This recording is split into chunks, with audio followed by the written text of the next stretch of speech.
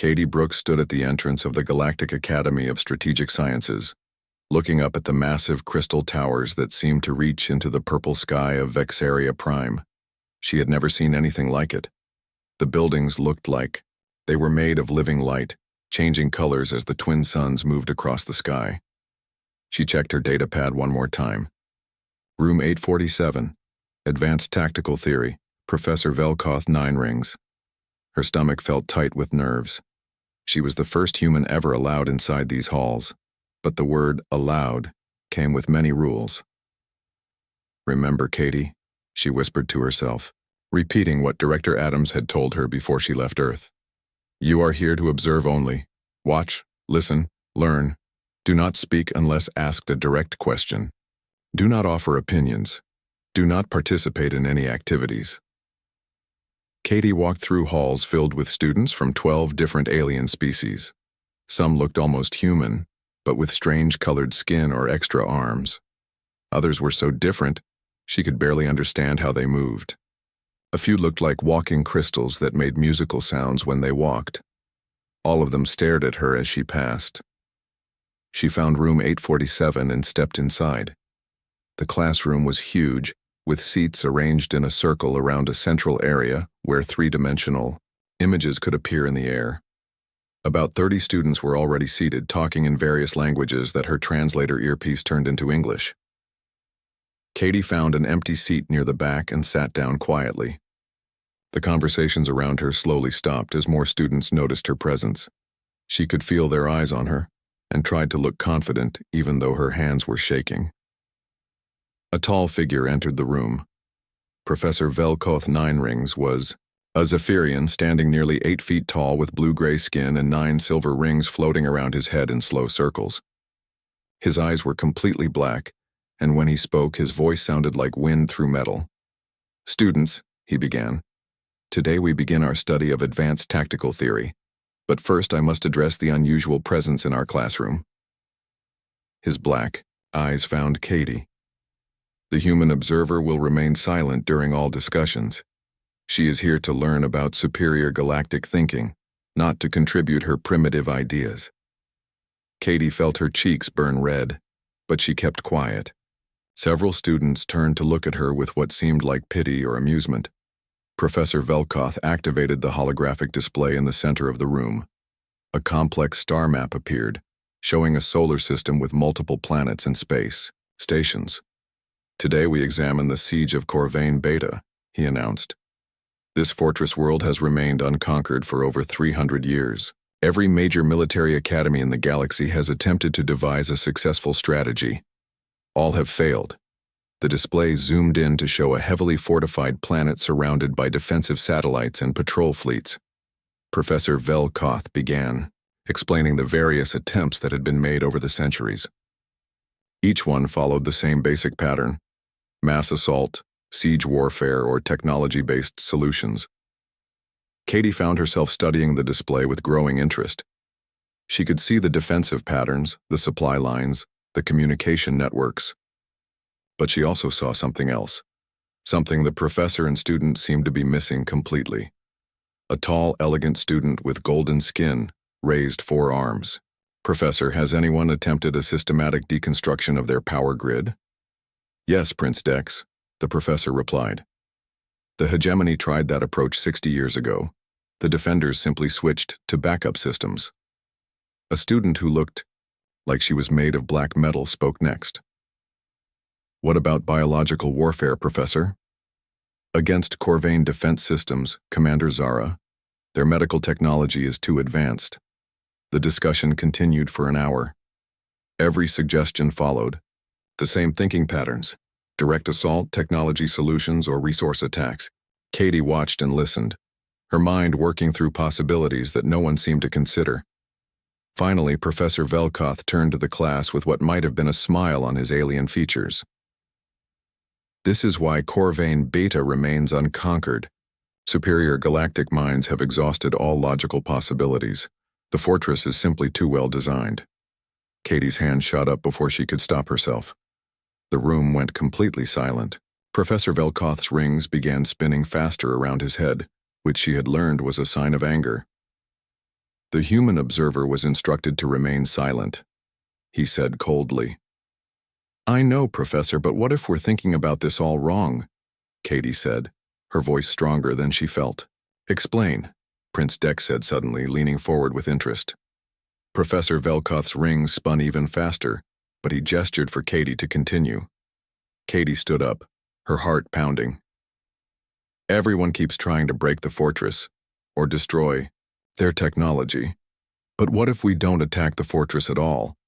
What if we attack their reasons for fighting?" "That makes no sense," said a student who looked like a giant insect. "Military objectives require military solutions."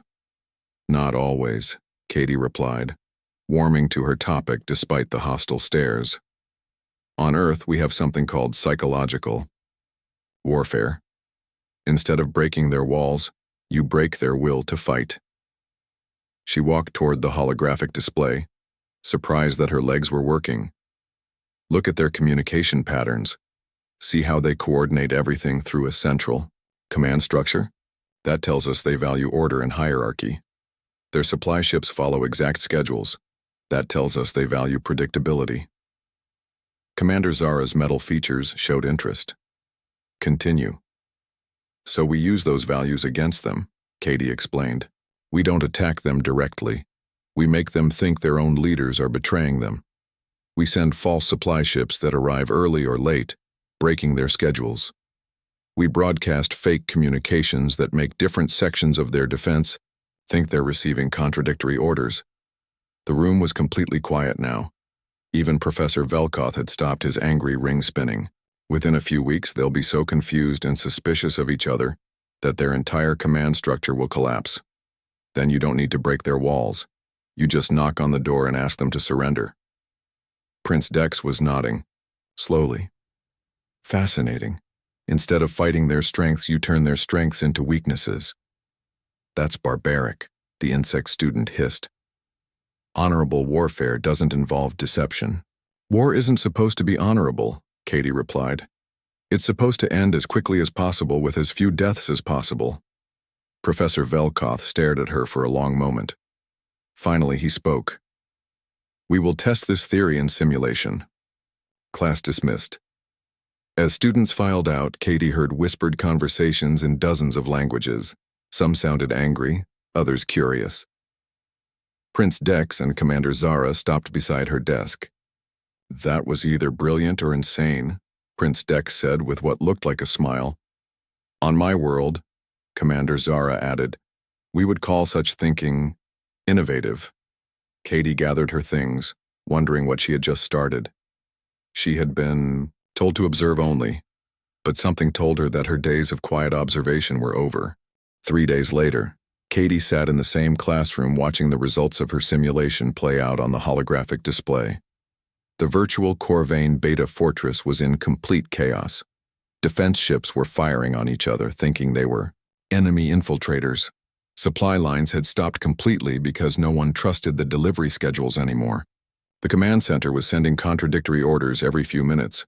Professor Velkoth stood in the center of the display, his 9 rings spinning so slowly they almost seemed frozen. He had been staring at the results for 10 minutes without speaking. "Impossible," whispered the insect student, whose name Katie had learned was Clicksor. "The simulation must be malfunctioning." "Run it again," demanded a crystalline student whose body chimed when she spoke. "This cannot be accurate." "I have run it 6 times," Professor Velkoth said quietly. "The results are identical each time.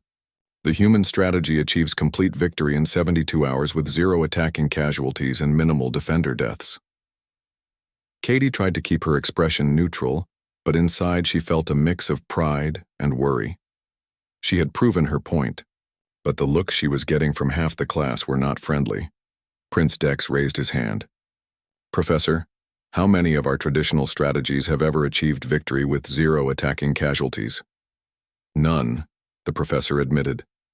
Commander Zara leaned forward. "In hegemony military doctrine, such an outcome would be considered impossible. We may need to revise our understanding of warfare theory." "This is madness." Clicksor's wings buzzed angrily. "Warfare is about strength, honor, and superior technology. not tricks and lies. Why? Katie asked before she could stop herself.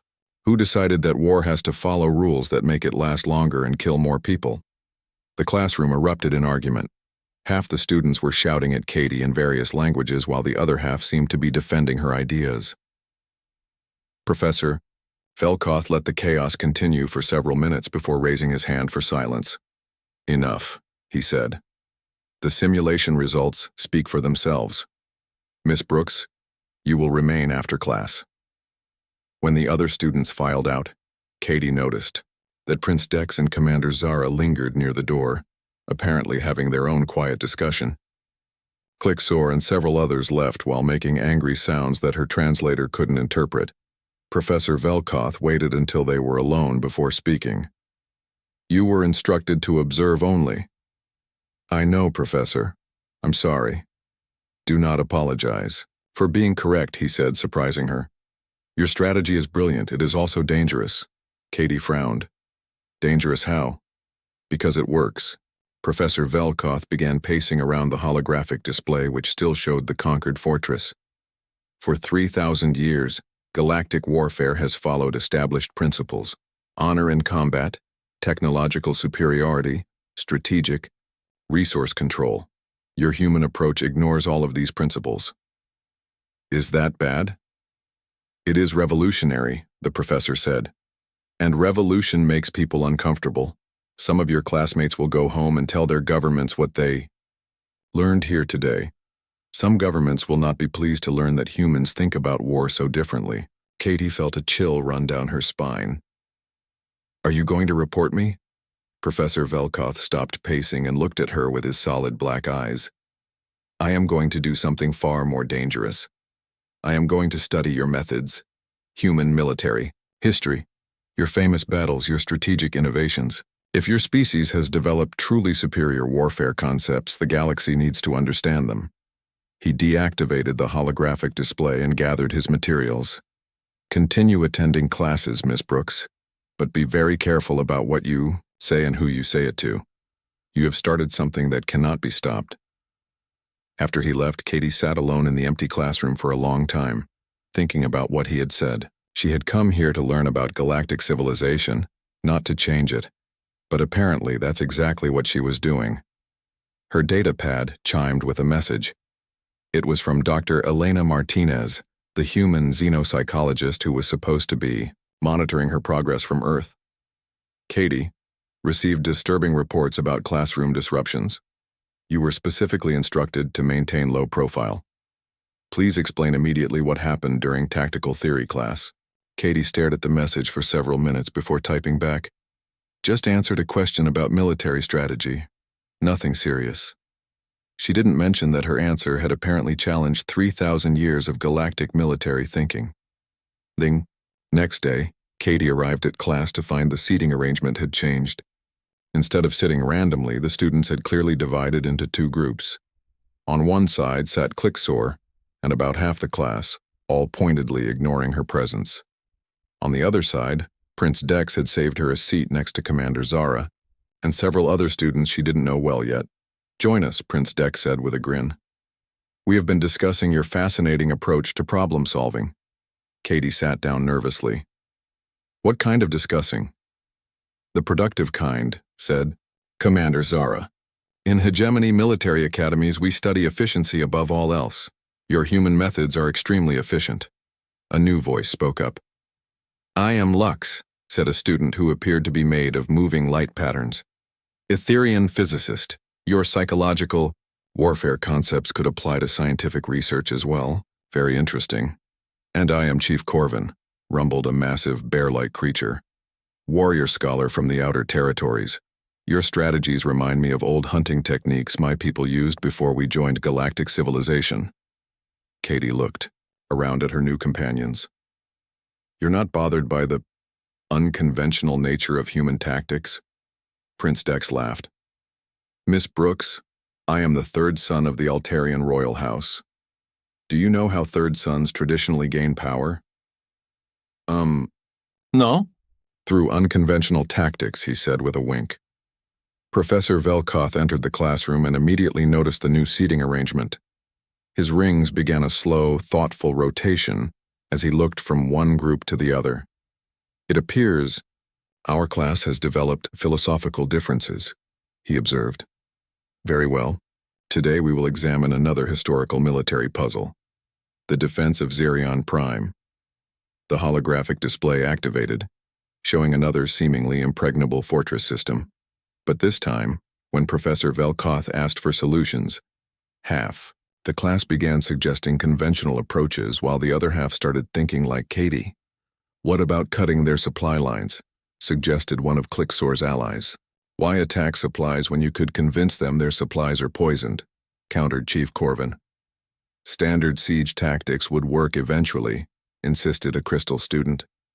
Psychological siege would work faster with fewer casualties, Prince Dex replied. Katie watched the debate with growing amazement. Her classmates were learning to think differently, questioning assumptions they had probably never questioned before. But she could also see the anger and frustration in the faces of the traditional students. She was changing minds, but she was also making enemies. And something told her that in galactic politics, making the wrong enemies could be very dangerous. Indeed. After class, Commander Zara approached her with a serious expression. Miss Brooks, I have a question. Do humans have many more strategies like the one you showed us? Katie thought about Earth's long, bloody history of warfare. The innovations born from desperation, the tactics developed by underdogs fighting superior forces, the psychological operations that had changed the course of history. Yes, she said quietly. We have many more.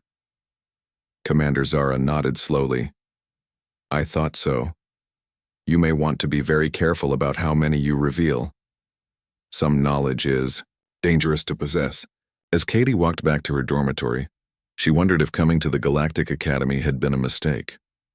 She had wanted to learn about the galaxy's great civilizations, but instead she seemed to be teaching them things they might not be ready to learn. Behind her, she didn't notice Professor Velkoth speaking quietly into a communication device. Yes, Director Quill Seth. The human student is definitely having an impact on our curriculum. You should know that half the class is now questioning basic military doctrine. The response crackled back. This is unacceptable.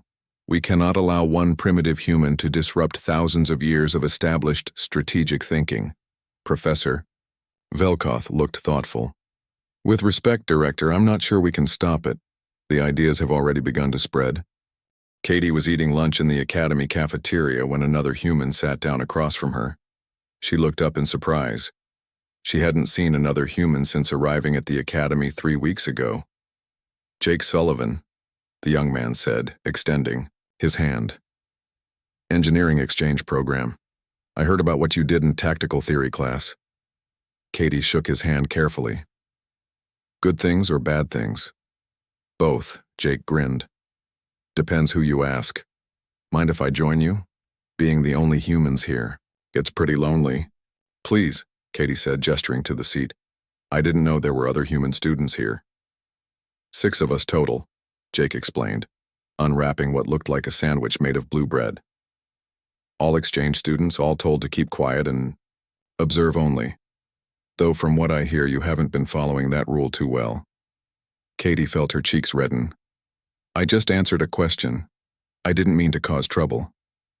Trouble? Jake laughed.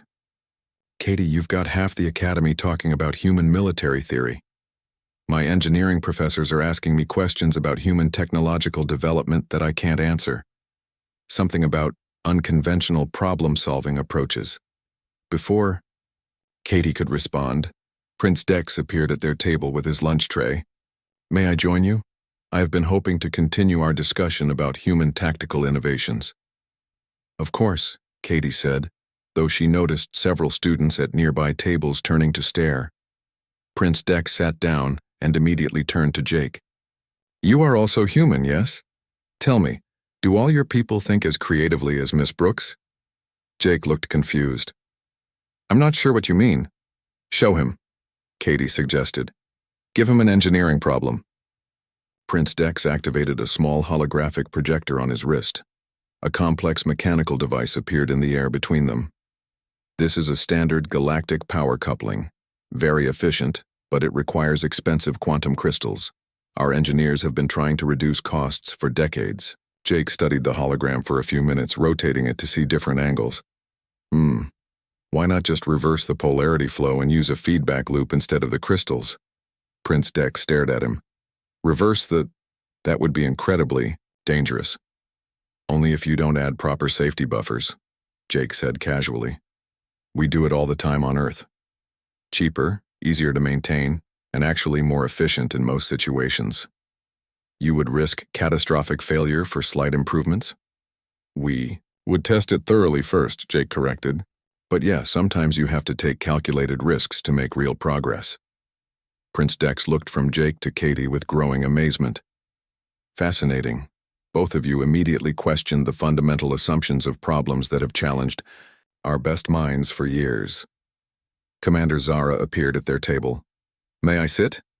I could not help but overhear your conversation. Soon their table was joined by Lux and Chief Corvin, then by several other students Katie didn't know well. The conversation grew more animated as they discussed different approaches to problem solving. On my world, Lux said, her light patterns shifting with excitement. We spend years calculating the perfect solution before attempting anything. Your human approach of rapid testing and adaptation is completely foreign to us. But effective, Chief Corvin rumbled. My people used similar methods before we abandoned our old ways to join galactic civilization. Perhaps we abandoned too much. Katie noticed that students from the other faction, Clicksore's group, were watching their table with obvious disapproval. A few were even taking pictures with their communication devices. We should probably be more careful, she said quietly. I think we're being watched. Prince Dex followed her gaze and nodded. Indeed. Perhaps we should continue this discussion somewhere more private. That evening, Katie found herself in Prince Dex's dormitory room along with Jake, Commander Zara, Lux, Chief Corvin, and 3 other students who had joined their informal group. The room was much larger than Katie's, with comfortable seating areas and advanced holographic equipment. I have been researching human military history, Prince Dex announced, activating a display that showed various Earth battles. Your species has a remarkable talent for defeating superior forces through unconventional means. This is the Battle of Thermopylae, he continued, showing ancient Greek soldiers. 300 Spartans held off thousands of Persian soldiers by choosing the right battlefield. That's nothing, Jake said. Show them the American Revolution. A bunch of farmers with old hunting rifles defeated the most powerful military in the world. Commander Zara leaned forward intently. How? They refused to fight the way the British expected, Katie explained. Instead of lining up in formation like traditional armies, they used hit-and-run tactics, ambushes, and guerrilla warfare. What is guerrilla warfare?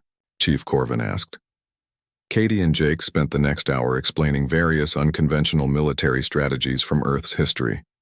The alien students listened with fascination as they learned about everything from ancient Chinese tactics to modern information warfare. Your people have been fighting this way for thousands of years, Lux observed. It is not just a few innovative individuals. It is your entire cultural approach to conflict. We've had to be creative, Katie said. Humans have been fighting each other for most of our history. We learned to be adaptable because the alternative was extinction. And now you bring this adaptability to the galaxy, Prince Dex said thoughtfully. I begin to understand why some people find human thinking so disturbing. Over the following weeks, their informal study group grew. Students from various species began attending their evening discussions, eager to learn about human problem-solving methods. They called themselves the Irregulars, partly as a joke and partly because their thinking had become genuinely irregular by galactic standards. Katie noticed that the Academy administration was paying more attention to their activities. Professors asked pointed questions about what students were discussing outside of class. Security cameras seemed to track their movements more closely. The tension came to a head when Director Quill Seth made a special announcement during the weekly Academy assembly. It has come to my attention, the director said, his scaled features stern, that some students have been engaging in unsupervised discussions of military theory. I want to remind everyone that the Academy's curriculum has been carefully designed by experts over thousands of years. Students should not attempt to teach each other unverified concepts. Katie felt every eye in the assembly hall turn toward her. Director Quillseth continued his speech, but his meaning was clear. Stop spreading human ideas. After the assembly, Professor Velkoth approached Katie in the hallway. Miss Brooks, I have news that may interest you. The Academy has announced the annual War Games tournament. Katie had heard about the tournament, a month-long competition where mixed-species teams competed in complex military simulations. It was considered the most prestigious event in galactic military education. That's nice, Professor, but I'm just an observer. I can't participate. Professor Velkoth's rings spun thoughtfully. Actually, that may not be entirely accurate. According to tournament rules, teams may request cultural advisors from non-participating species. Prince Dex has formally requested you as his team's cultural advisor. Katie stared at him. Is that allowed? Technically, yes. Director Quillseth is reviewing the request, but he cannot deny it without violating tournament regulations. That evening, the irregulars gathered in Prince Dex's room with unusual excitement. The tournament is our chance to prove that human strategic thinking works in real competition, Prince Dex explained. Not just in classroom simulations, but against the best military minds from across the galaxy. Are you sure you want me involved? Katie asked. If we win using human tactics, it's going to cause a lot of controversy. Commander Zara's metal features showed what might have been a smile. Miss Brooks, controversy is exactly what galactic military thinking needs. We have been using the same strategies for thousands of years. Perhaps it is time for a revolution. Jake nodded enthusiastically. Besides, if we're going to get in trouble for thinking differently, we might as well do it spectacularly. Chief Corvin's laugh rumbled through the room. The old ways are not working as well as they once did. My people have a saying. When the hunt is not successful, change the hunting method. Lux's light patterns shifted to bright, excited colors. From a scientific perspective, testing new theories under competitive conditions is the most logical approach. Katie looked around at her friends, aliens from different worlds who had become more than just classmates. They were willing to risk their academic careers and possibly their diplomatic relationships to test whether human ideas could change galactic thinking. All right, she said finally. Let's show them what humans can do. 3 days later, Director Quillseth approved Prince Dex's request with obvious reluctance. Katie Brooks was officially registered as a cultural advisor for the War Games tournament. She had no idea that her participation would spark the biggest controversy in galactic military education history, or that half the Academy would choose sides in what would become known as the Human Revolution. The War Games arena was unlike anything Katie had ever seen.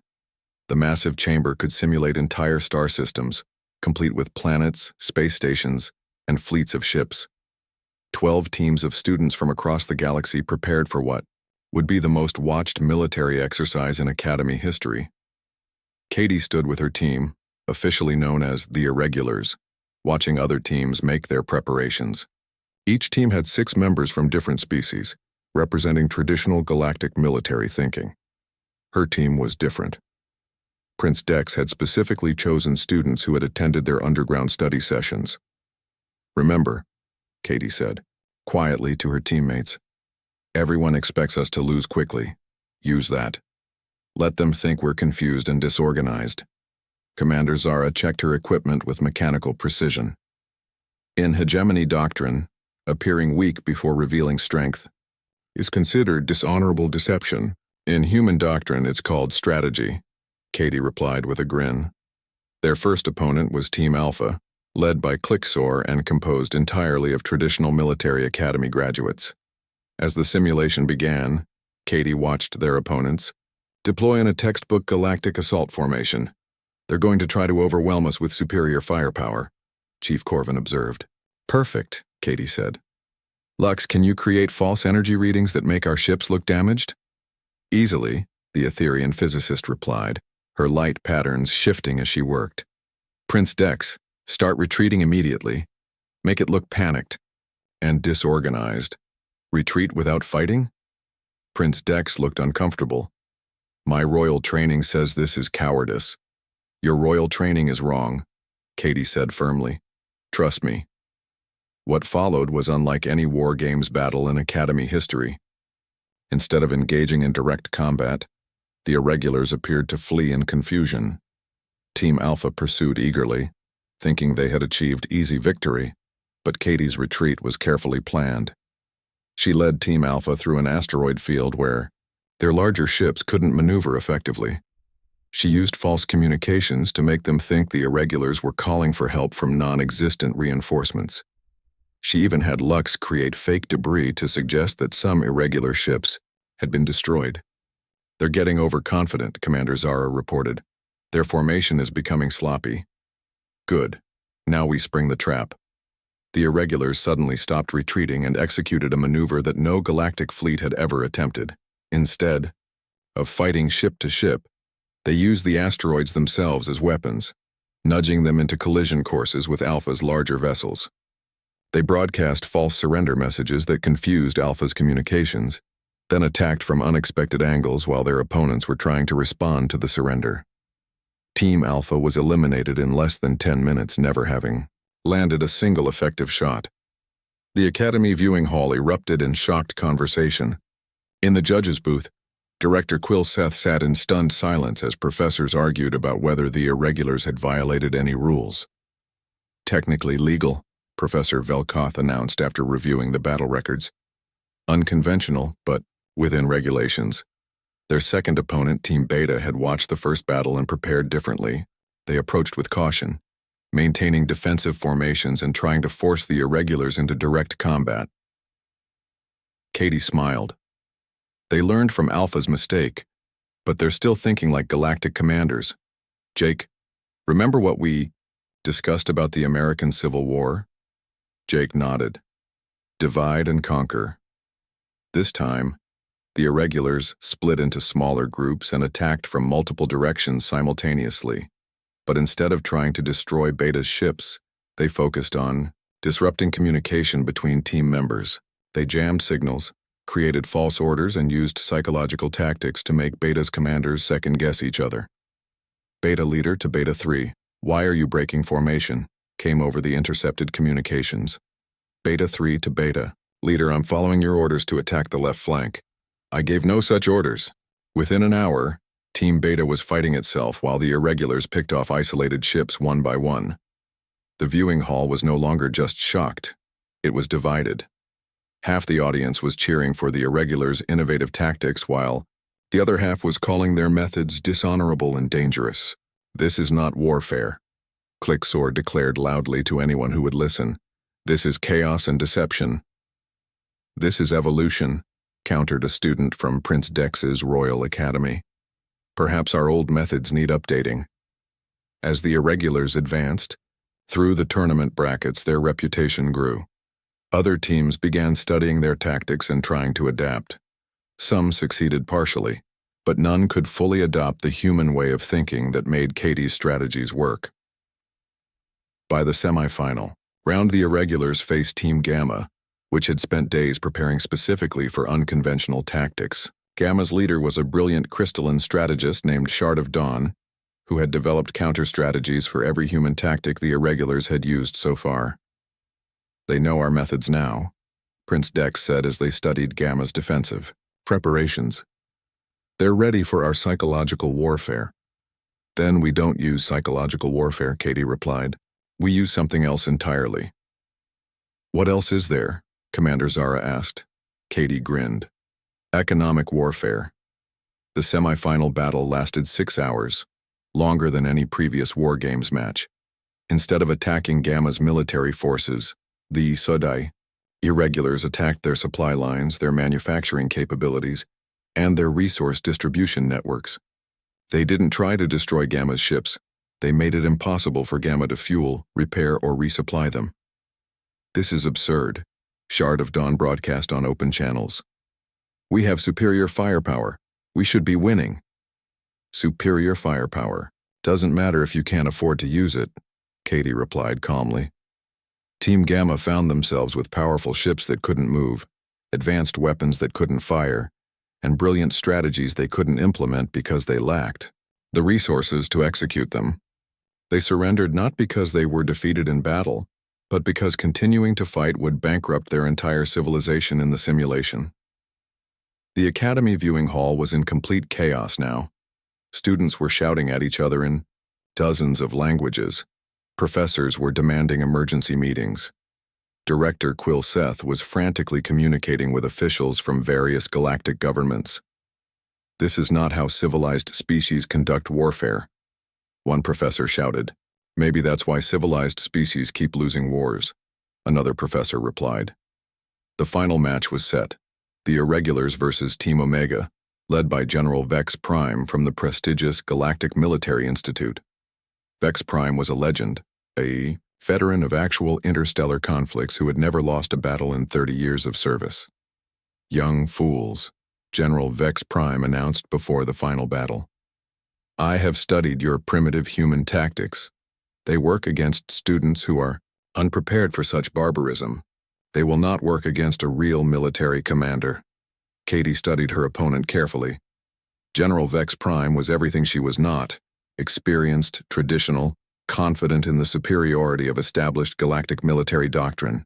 His team was composed of the Academy's best students, all following classical strategic principles. "He's right about one thing," she told her teammates. "He's prepared for everything we've done so far. We need something completely new." "What could be newer than economic warfare?" Chief Corvin asked.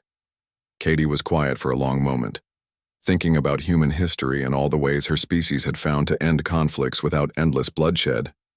"Information warfare," she said finally. "We're not going to defeat his forces. We're going to convince them to defeat themselves." "How?" Prince Dex asked. Katie smiled. "We're going to teach General Vex Prime that sometimes the best way to win a war is to convince your enemy that fighting it is pointless." The final battle was about to begin, and Katie knew that regardless of the outcome, galactic military thinking would never be the same again.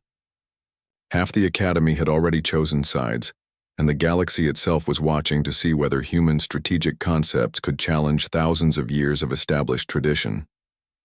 As the simulation activated and the final War Games battle commenced, Katie realized she wasn't just fighting for victory in a student competition.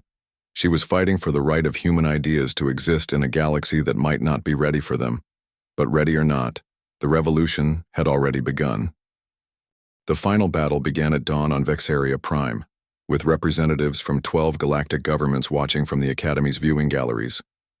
Katie had never felt pressure like this before. Everything she had learned, everything her teammates, had risked everything her species might contribute to the galaxy. It all came down to the next few hours. General Vex Prime's forces deployed in perfect galactic military formation. His ships moved with precision that Katie had to admire. Every maneuver was textbook perfect, every strategy based on thousands of years of proven success. He was everything the galactic military establishment considered ideal. "His formation is flawless," Commander Zara observed. "Traditional doctrine would call this an unbeatable deployment." "Then it's a good thing we don't follow traditional doctrine," Katie replied. She activated her communication system, but instead of speaking to her own team, she opened a channel to General Vex Prime's flagship. "General Vex Prime, this is Katie. Brooks of the Irregulars. I'd like to discuss terms." The viewing gallery erupted in confused murmuring. In galactic military tradition, surrender negotiations only happened after one side was clearly defeated. "Miss Brooks," General Vex Prime's voice came back stern and confident, "you are in no position to negotiate anything. Surrender now and avoid unnecessary losses." "Actually, General, I want to offer you the chance to surrender." The silence that followed was absolute. Even General Vex Prime seemed too shocked to respond immediately. "Young human," he finally said, "I command the most powerful force in these war games. My ships outnumber yours 3-1. My weapons are superior. My tactics are proven. On what possible basis would I surrender to you? Because, General, you're not fighting the Irregulars anymore. You're fighting yourself." Katie nodded to Lux, who activated a series of holographic displays visible to both fleets and the viewing gallery. The displays showed detailed intelligence about General Vex Prime's own force, ship specifications, crew records, communication codes, supply manifests, and personal information about every single member of his team. "How did you obtain classified military intelligence?" General Vex Prime demanded. "We didn't," Katie said calmly. "We created it." "Lux, explain please." The Etherean physicist's light patterns shifted to professional calm. "Everything you see is fabricated, General. False but convincing intelligence that we could broadcast to your forces, your government, or your enemies. We could make your own ships think they're receiving contradictory orders from your command. We could convince your government that you're planning to defect. We could make your enemies believe you have secret weaknesses." Katie continued the explanation. "We could also broadcast false information about your personal life, your family, your financial records. By the time you prove any of it is fake, the damage to your reputation and career would be permanent." General Vex Prime's voice was tight with anger. "This is not warfare, this is terrorism. No, General. This is information warfare. And the really scary part? We haven't actually done any of this. We're just showing you that we could. Your ships are still under your command. Your reputation is still intact. Your secrets are still secret." Prince Dex took over the communication. "But General, consider what this demonstration means. If we can create convincing false intelligence this quickly, what could we do with more time? What could real intelligence agencies do? What could your enemies do?" The implications hung in the air like a toxic cloud. General Vex Prime was facing not just a tactical problem, but an existential crisis about the nature of warfare itself. "You, see, General?" Katie continued gently. "This isn't really about whether you can defeat us in ship-to-ship combat. Of course you can. Your forces are superior in every traditional way. But what happens after you win? What happens when our tactics spread to your real enemies? What happens when actual hostile forces start using information warfare against your real military?" Commander Zara activated another display showing various historical Earth conflicts. "General, human military history contains thousands of examples of superior forces being defeated by information warfare, large armies destroying themselves because they could no longer trust their own communications, powerful governments collapsing because their citizens no longer believed official information." Chief Corvin's rumbling voice added weight to the argument. "On my world, we learned that some weapons are too dangerous to use even when you can. Information warfare is such a weapon. It destroys not just armies, but the trust that holds civilizations together." General Vex Prime was silent for several long minutes. When he finally spoke, his voice had lost its confident tone. "What exactly are you proposing, Miss Brooks?" "I'm proposing that you surrender this battle voluntarily, and then help us teach the galaxy about information warfare so that defenses can be developed before someone uses it with malicious intent." "And if I refuse?" Katie's voice remained calm and respectful. "Then you win this battle through superior firepower, and 6 months from now some real enemy uses these tactics against your actual military and wins a real war." The silence stretched on. In the viewing gallery, hundreds of students and faculty waited for General Vex Prime's decision. Katie could see Director Quilseth speaking urgently into a communication device, probably reporting to galactic government officials. Finally, General Vex Prime's voice returned. "Miss Brooks, in 30 years of military service, I have never encountered anything like this. You have shown me weapons that could destroy the foundation of galactic civilization." "Yes, sir." "You have also shown remarkable restraint in not using them." "Yes, sir." "Very well. I hereby surrender command of Omega forces to the irregulars. May the galaxy help us all understand what we're dealing with." The viewing gallery exploded into chaos. Half the audience was cheering, while the other half was shouting angry protests. Students were arguing with professors who were arguing with government representatives who were arguing with each other. Director Quilseth stood up and called for order. "The War Games tournament is concluded. The irregulars are declared winners. However, given the unprecedented nature of these tactics, an emergency review board will be convened to determine appropriate responses." As Katie and her teammates were escorted from the arena, she could hear the arguments continuing behind them.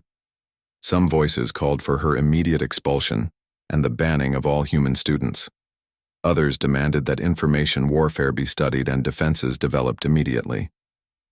A few were calling for major reforms in galactic military education. 3 days later, Katie stood before the Galactic Academic Council in the Academy's Great Hall.